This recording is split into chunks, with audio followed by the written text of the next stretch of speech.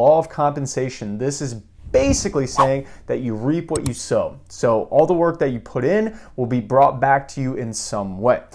This can be, in a sense of financial means, where if you work a certain amount, you can be compensated like that. But it also goes with money, money, we just talked about that. It also goes with love. So if you are giving love to everything around you, and this isn't just human beings. It could be a dog. I love my dog so much. Oh my goodness gracious.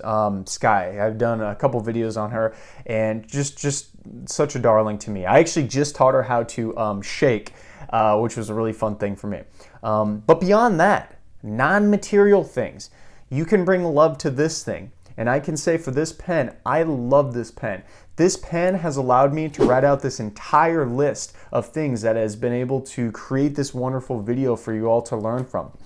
This pen has helped me to write checks that has deposited more wonderful, beautiful money into my bank account.